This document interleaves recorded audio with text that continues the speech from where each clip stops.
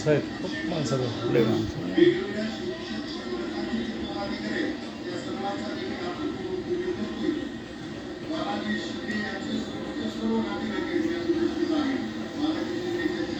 देवकरी साहेब आले होते, लगेच गेले होते. कोण कोण गेले की बुवा आम्ही मागे बघितलेच नाही. मी पुढे बसलो, ते आलं त्याला. मग तिथं जागा 2-3 खुर्च्या रिकाम्या ठेवल्या होत्या.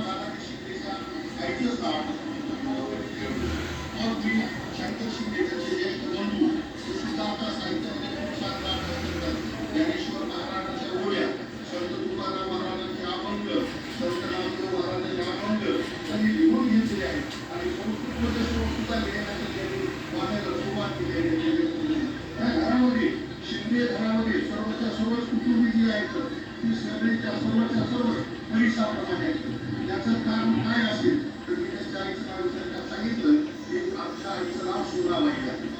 मग मला आठवण लक्षात आलं की हे गुणवान व्यक्तिमत्व कशी जन्माला लेखता घरामध्ये.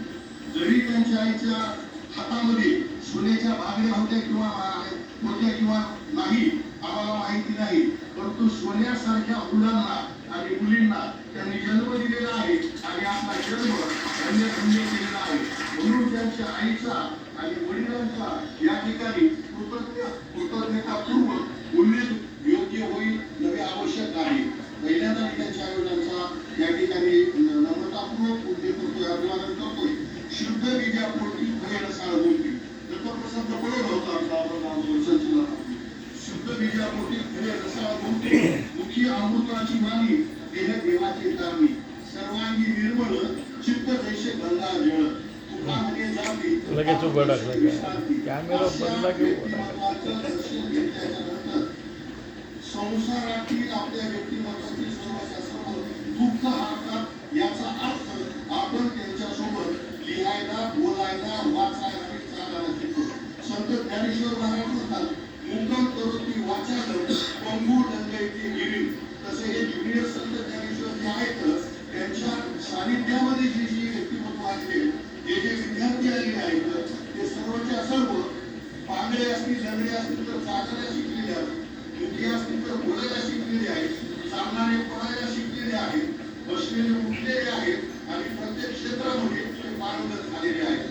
आपण सगळे कुळी कन्यापुत्र होती जी सात्विक, कुळी कन्यापुत्र होती जी सात्विक याचा हरिक वाटे देवा म्हणतात.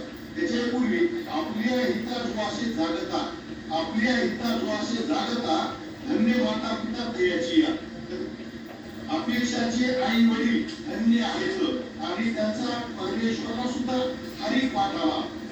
अशा प्रकार हरिभक्तपर्यंत काटकर महाराज अतिशय तल्लीनतेने बाळगतात. मित्राचं व्यक्तिमत्व असेल तरच समोरच्या माणसावर, समोरच्या व्यक्तीवर त्याचा प्रभाव पडतो, अन्यथा पडत नाही. या परमेश्वराने आपल्याला 2 कार्य दिले, जे स्वच्छतेने आहेत, जे निर्मळ नाहीत, जे अनुभवातून बोलत नाहीत, त्यांच्यासाठी परमेश्वराने त्यांचं श्रवण करण्यासाठी 2 कानं दिले. एका कानाला ऐकायचं आणि दुसऱ्या कानाला ऐकायचं. परंतु ही जी शिक्षण क्षेत्रातील प्रतिभावंत ज्ञानवंत मंडळी यांचं मात्र एका कानाला ऐकायचं असतं आणि दुसऱ्या कानाला श्रवण करायचं असतं. एका कानाला ऐकायचं असतं आणि दुसऱ्या कानाला श्रवण करायचं असतं आणि ते आपल्या सॉफ्टवेअर मध्ये सेव्ह करून ठेवायचं असतं, कारण ते आपल्याला जन्माला उपयोगी पडणार असतं. म्हणून शिक्षण क्षेत्रामध्ये विष्णू त्यांचं विष्णुनगरमध्ये आई वडील राहत होते. मी माझ्या आत्याबाईकडे आणि मामाकडे विष्णुनगरमध्येच राहत होते, एकाच गलीमध्ये. त्या ठिकाणी बाळाचे पाय पाळण्यात दिसतात त्याप्रमाणे आपण सुरू दाखवलेलं आहे. त्याला कारणही तसंच आहे, जशी संगती असते त्याप्रमाणे व्यक्तिमत्व घडतं. बालाजी शिंदेच्या सोबत जे असणारे त्याचे जे मित्र होते, संपवलं का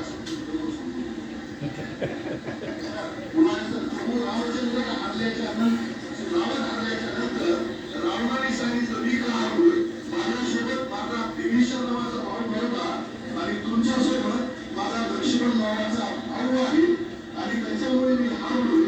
मग लक्ष्मणाला वाटलं की सोन्याची लंका आहे, त्या सोन्याच्या लंकेकडे त्यांनी पाहिल्यानंतर रामाला लक्षात आलं, रामचंद्र लक्षात आलं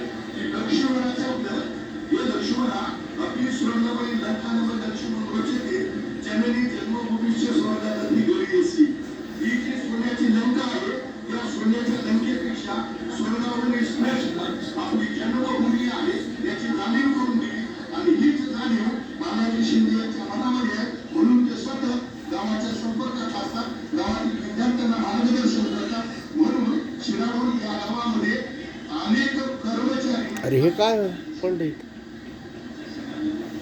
टाकून दिले का दूर काही